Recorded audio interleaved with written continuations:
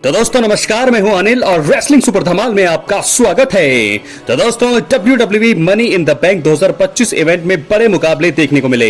Mains ladder मुकाबले पर fans की नजरें थी और इसे सेथ रॉलिंस ने जीत लिया है। आपको बता दें कि सेथ रॉलिंस इसी के साथ 2 बार मनी इन द बैंक जीतने वाले चुनिंदा लोगों में से एक बन चुके हैं।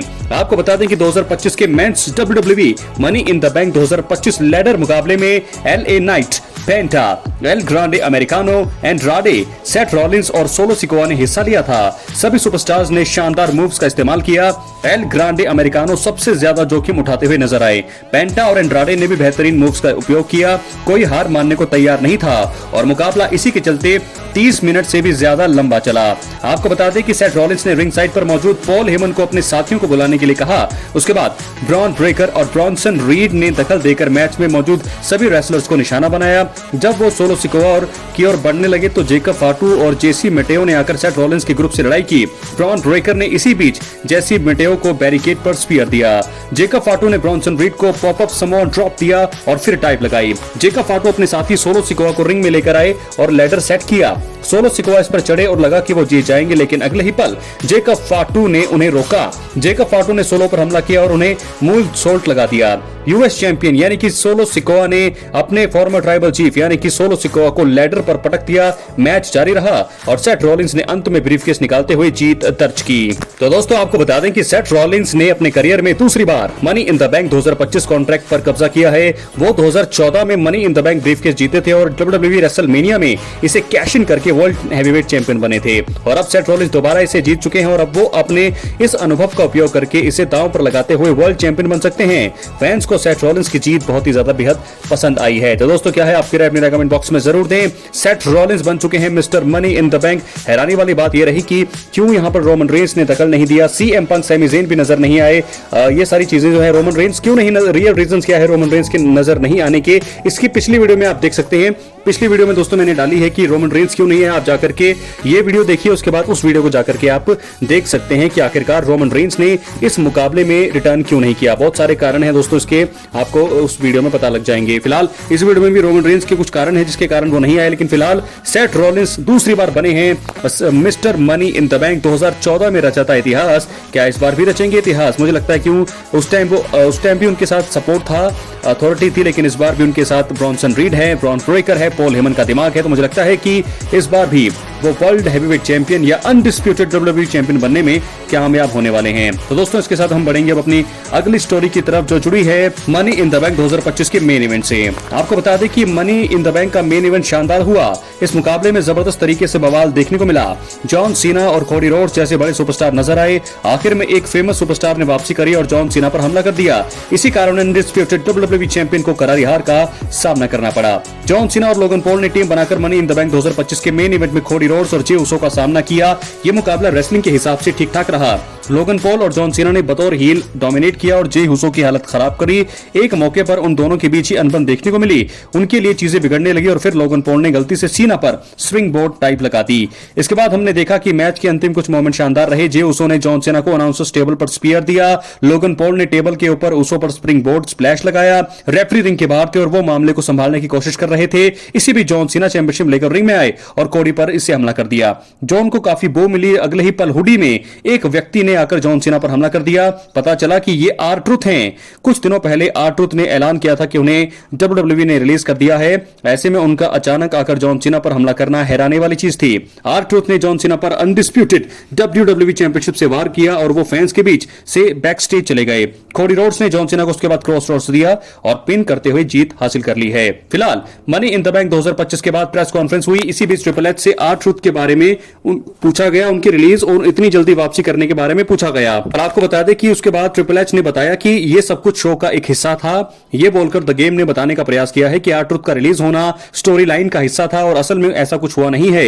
देखना होगा कि स्टोरी अब किस दिशा में आ जाती है, आगे जाएगी। तो ट्रिपल एच ने तो ये बता दिया है कि एड्रेस कर दिया है कि R-Truth का रिटर्न क्यों हुआ है। कुछ चीजें वो छुपा रहे हैं, तो देखना होगा कि ऐसे में आने वाले समय में क्या भविष्य रहने वाला है R-Truth का WWE के साथ। क्या है आपकी राय अपने कमेंट बॉक्स में जरूर दें। इसी के साथ हम बढ़ेंगे अपनी अगली स्टोरी की तरफ। तो दोस्तों दोस्तों आपको बता दें कि WWE के साल के सबसे बड़े प्रीमियम लाइव इवेंट रेसलमेनिया का इंतजार सभी को होता है।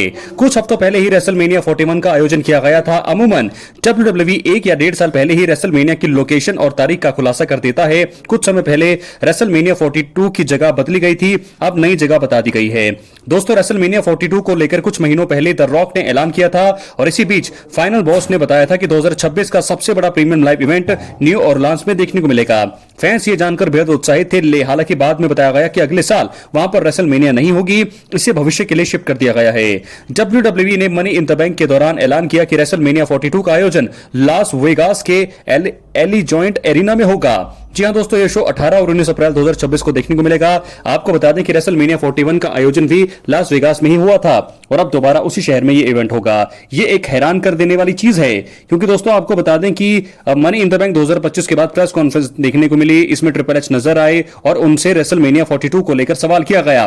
ट्रिपल एच ने क्लियर कर दिया कि रेसलमेनिया 41 द्वारा कंपनी को पैसों के मामले में तगड़ा फायदा हुआ, इसी वजह से वो दोबारा लास वेगास में शो बुक कर रही हैं ताकि वो फिर रिकॉर्ड तोड़ कमाई कर पाएं। उन्होंने कहा, जब आपने इतिहास का सबसे बड़े और रिकॉर्ड तोड़ने वाला रेसलमेनिया लॉस वेगास में दिया तो फिर यह कहना शानदार महसूस होता है कि हम दोबारा मनोरंजन के मामले में दुनिया की राजधानी में वापसी करना पसंद करेंगे। हम वहां पर इस साल के रिकॉर्ड तोड़ने पर अपना ध्यान लगाने वाले हैं। तो दोस्तों ऐसे में अब हम बढ़ेंगे अपनी फाइनल स्टोरी की तरफ, जो जुड़ी है रोमन रेंज से।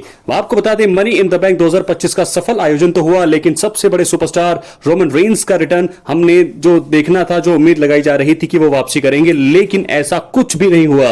जी हां दोस्तों, रोमन रेंज की वापसी नहीं होने के बहुत सारे कारण हैं। पिछले वीडियो में आप जाके देख सकते हैं कि क्या कारण थे, लेकिन कुछ कारण जो है मिसिंग हो गए हैं, उसको मैं इस वीडियो में बता रहा हूं। तो आपको बता दें कि क्या यहां पर सीक्रेट रहे होंगे, क्या रियल रीजन रहे होंगे जिसके चलते रोमन रेंज ने मनी इन द बैंक 2025 में भी रिटर्न नहीं किया है। दोस्तों सबसे ज्यादा हैरानी की बात तब लगी जब Seth Rollins mister money in the bank climb पर चढ़ रहे थे। Mister money in the bank जब वो बने उससे पहले ना ही सीएम पंक हमने देखा, ना सैमी जेन को देखा।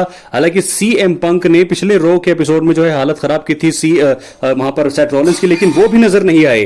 तो उनके भी कारण जो है इनको कुछ पता नहीं है। लेकिन रोमन रेंज की वापसी का कारण ये बताया जा रहा है कि उनकी जो सैलरी में थोड़ा वो मुझे लगता है कि कटौती करने के बारे में सोच रही है। WWE ने बहुत सारे सुपरस्टार्स को रिलीज किया है हाल ही में। हालांकि हार्ड ट्रूथ ने आकर के अपनी रिलीज के बाद एकदम से वो रिटर्न किया है, तो वो कुछ सवालों के घेरे में है। लेकिन रोमन रेंज की जो सालाना सैलरी 15 मिलियन डॉलर जो है, 15 मिलियन डॉलर से ऐसा बताया जा रहा है कि कटौती उसमें करने के बारे में सोच रही है WWE, जिसके चलते मुझे लगता है ये एक सबसे बड़ा कारण हो सकता है। और उसके बाद और भी बहुत सारे कारण हैं, क्योंकि रोमन रेंज जो है अब नाइट ऑफ चैंपियंस में नजर आने वाले हैं। समर स्लैम 2025 में जो है इस समय कंपनी को जो है बड़ा हिट, अगर अपना इवेंट हिट करवाना है तो रोमन रेंज को वहां पर लाना होगा। तो यहां पर सेथ रॉलिंस, मुझे ऐसा लगता है कि सबसे बड़ा कारण यह भी हो सकता है कि वो उन्होंने रोमन रेंज को इसलिए बचा के रखा हो कि सबसे बड़े इवेंट में यानी कि night of champion summer slam से पहले, समर स्लैम की हाइप से पहले वो रोमन रेंज को लेकर के आना चाहते हैं। लेकिन जब सेथ रॉलिंस के मन में कैश इन करने का विचार आएगा, जब सेथ रॉलिंस जॉन सीना या जे ऊसो, मुझे लगता है दोस्तों यहां पर एक मोमेंट मुझे लगता है कि यही होने वाला है जब जे ऊसो पर कैश इन करने वाले होंगे सेथ रॉलिंस, तो वहां पर रोमन रेंज आएंगे, रिटर्न करेंगे, अपने भाई को बचाएंगे और वहां से स्टोरी शुरू हो जाएगी रोमन रेंज की सेथ रॉलिंस के ग्रुप के साथ। तो ऐसे में जे ऊसो की मदद करने के लिए सीएम पंक भी आएंगे, सैमी ज़ेन भी आएंगे। लेकिन जब वो दोनों नाकाम होंगे तो मुझे लगता है कि हमसे एक कदम आगे की सोचती है WWE। यहां पर अगर उनको वो आते तो वो ठीक नहीं रहता, लेकिन जब कैश इन करने लगेंगे सेथ रॉलिंस, मुझे लगता है कि तब रोमन रेंज का रिटर्न होगा। ये सबसे बड़ा सवाल है, मुझे लगता है ऐसा ही होगा। क्या है आपके राय अपने कमेंट बॉक्स में जरूर दें। बहुत बहुत धन्यवाद।